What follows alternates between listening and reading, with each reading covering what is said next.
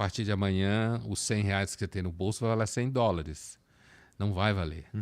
Porque não é você, nem eu, nem ninguém que determina exatamente. E não é nenhuma pessoa, como tem gente por aí que acha que é um sujeito mau, que fica lá em Nova York decidindo quanto que vai valer o dólar, sabe?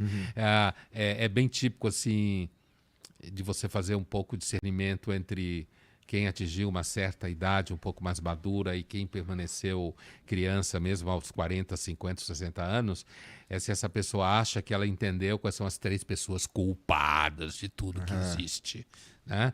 E aí ela concentra, né? O Trump é o culpado de tudo, certo? Então é os Estados Unidos que é o culpado de tudo. Apesar de que essa pessoa provavelmente, se pudesse viver nos Estados Unidos ilegal, ia viver. É uma das coisas mais idiotas que eu acho é esse povo que fica descendo o cacete nos Estados Unidos quando tem chance de ir para Nova York vai babando. Isso. Pior ainda, quando vai para Miami vai babando, né? Então, assim... Mas, ó, a gente falou de estoicismo há pouco. Uma das coisas que os estoicos romanos refletiam muito era sobre essa ideia de sucesso mesmo, né? A ideia de que o mundo é meio que um engodo, né? Isso é uma constante estoica típica. Essa estranha sensação de que o mundo é um circo, certo?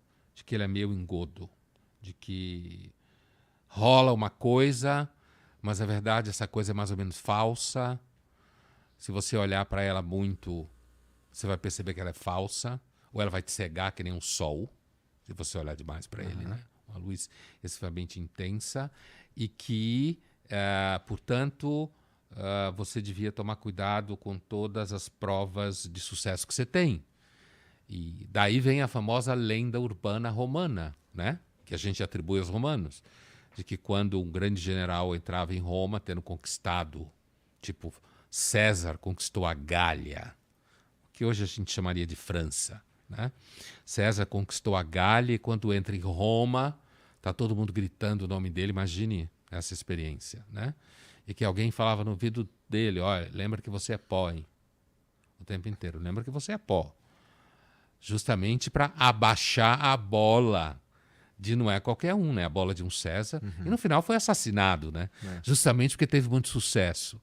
Então eu entendo, e tem um elemento aí no que você fala, quando você disse para mim assim, agora você começou a falar algumas coisas que eu acho que talvez seja sucesso mesmo, e não coisas que o sistema põe na nossa cabeça como sucesso, né? Isso daí sou um pouco romântico. Eu já suspeito que você é romântico desde a primeira vez que eu vi no Flow. Que bom. Né? Você acha que é um elogio? Pode ser. Eu pode acho ser. que... Sabe por quê? É porque eu sinto que, assim... Ó, eu falo tudo... isso que eu acabei de dizer aí sobre isso, agora essas coisas parecem sucesso. Talvez seja porque eu... E nós, como seres humanos, pelo menos assim, não sei se eu posso estar falando grande merda. Tudo que eu falar aqui pode ser uma grande merda, tá bom? Você não fala grande merda, então, você sabe disso. Tá, senão você não conseguia manter tanta conversa em pé. Tá, mas tá bom. Mas assim, eu percebo que boa parte do sofrimento, já que a gente está falando especificamente do lance de ter sucesso, boa parte do sofrimento vem de eu nunca tô feliz com o que eu alcanço. E dá para dizer isso aí de, sei lá, um monte de gente que eu conheço, para não dizer todo mundo. Que é o seguinte... Se eu tivesse ido pelo outro caminho que hoje eu enxergo, que hoje eu determino, que eu penso que, putz, se eu tivesse ido por aqui eu teria sido mais feliz. Se eu tivesse ido por ali, eu ia pensar que o caminho que eu segui seria o caminho que de fato me faria feliz. Então, no fim, eu nunca vou estar pleno, sabe? Não vai Porque mesmo. o outro caminho sempre vai parecer mais interessante, independente do caminho que eu tomar. Ninguém é pleno. Nunca. E quem diz que é mentiroso. Ou tá doente, né? Porque é daí, inclusive, a ideia de que quando se filosofa sobre Deus ao longo de anos e séculos, e uma das coisas que mais se projeta sobre Deus é de que ele esteja pleno, que se baste, que seja causa de si mesmo, né? Porque nós não somos, ninguém é pleno.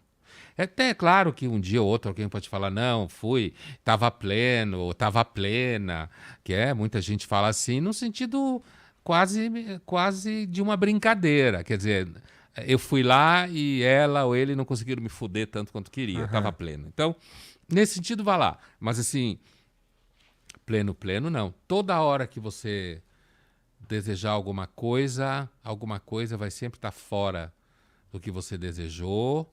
E às vezes, quando você consegue o que você desejou, você para de desejar. Tem um filósofo famoso, que seguramente você já ouviu falar e já falaram para você, do Schopenhauer, né? Schopenhauer é um filósofo muito importante, apesar que não é um filósofo, digamos assim, que tanta gente já ouviu falar, tipo Nietzsche, assim, todo mundo já ouviu o nome, Schopenhauer né? eu escuto bastante. Então, Schopenhauer é um filósofo muito famoso, importante, porque o Schopenhauer ele faz uma ruptura na filosofia, porque a filosofia, grosso modo, sempre mais ou menos entendeu que se você descobrir determinadas coisas, as coisas vão ficar no lugar. Entende? Se você entender qual é o princípio, qual é a lógica, o tal do logos que falavam os gregos, se você, no caso dos religiosos, se você conseguir fazer aquilo que Deus quer, né, no final vai dar certo, se não deu certo ainda é porque não acabou, sabe? Quer dizer... Às vezes acabou, né? Bom, quase sempre, né? Então, assim, a filosofia, o mainstream filosófico sempre partiu do pressuposto de que há um sentido, se está dando errado porque a gente ainda não conseguiu achar e não conseguiu fazer o que tinha que fazer, né? A tragédia grega é outra coisa, mas a tragédia grega não é filosofia, é outra coisa. Na história da filosofia, o primeiro filósofo que chutou esse balde foi o Schopenhauer, né? Dizendo que a estrutura e a dinâmica do ser, como se fala em filosofia, é irracional, cega, violenta, insatisfeita, nunca relaxa, que é a tal da vontade que ele falava, né? A vontade. Nunca relaxa, nos arrasta, é destruidora. Inclusive, muita gente acha que a filosofia do Schopenhauer casa com o darwinismo original, com aquela ideia da violência da natureza e tudo mais. E, portanto, o Schopenhauer, ele é o primeiro filósofo que pressupõe, na filosofia, que o ser é mau. Tá. Entende? O ser, a ordem é má, cruel, irracível, cega. Não é nem que ela é intencionalmente assim, mas ela é assim enquanto dinâmica inconsciente. Ela funciona assim. E a gente é submetido a isso o tempo inteiro. Então a gente nunca vai ficar satisfeito. Porque a vontade, essa tal vontade que o Schopenhauer fala, nunca fica satisfeita. Agora, quando você passa isso, é claro que tem gente que critica, dizendo que isso só funciona no capitalismo, né? Porque o capitalismo funciona se você não ficar satisfeito. Né? Se o capitalismo tivesse continuado a oferecer aquilo que a gente necessita, ele tinha quebrado, né? Mas a verdade é que eu não acho que foi o capitalismo que criou o caráter insatisfeito do desejo. Eu acho que o Schopenhauer que tem razão. O Freud, por exemplo, é muito influenciado por essa ideia. Isso para o Freud, na versão brasileira via França, chama-se pulsão. Né? As últimas traduções do alemão para o português voltou-se a usar a palavra instinto. Tá. Né? Isso é uma discussão de tradução, conceito, não interessa aqui para nós. Mas assim, o Freud vai usar muito essa ideia de que na realidade a gente é movido por instintos que nos levam ao sexo, ao gosto, e instintos que no final vencem, que nos levam àquele estado anterior à vida, que é o inorgânico, portanto a morte. Então a gente é autodestrutivo. E a maior sacanagem que o Freud fez foi dizer que a moral se alimenta desse. Certo? Tal do superego. Ele goza nos proibindo de fazer aquilo que a gente mais quer.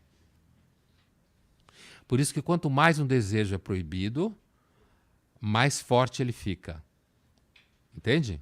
Entendo. Quer dizer, então assim, portanto, quando você fala essa coisa de por um caminho daqui ou por um caminho de lá, e eu falei que você era romântico, porque o romantismo é justamente esse movimento, desde o final do século XVIII, de perceber que esse processo modernizador, industrial, do PIB, o modelo do PIB, como se fala por aí, o fetiche do PIB, como se fala, quer dizer, tudo tem que crescer o tempo inteiro, né? Que isso ia dar ruim, de certa forma. Mas produziu o mundo, esse mundo todo que está aqui à nossa volta. Todas as possibilidades que a gente vive, né? Tudo. Produziu isso tudo.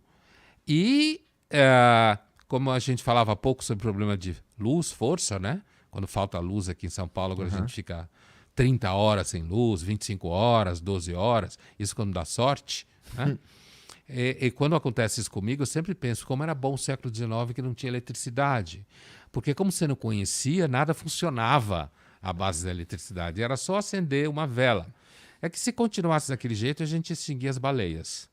Né? Então a eletricidade salvou as baleias nesse sentido, do óleo de baleia, né? Que acendia luzes pela cidade. Né? Então, assim, mas os românticos, eles são os melancólicos, os nostálgicos, no sentido de que tem alguma coisa errada nisso. Essa sensação que você tem, muitos têm, tem alguma coisa errada nisso.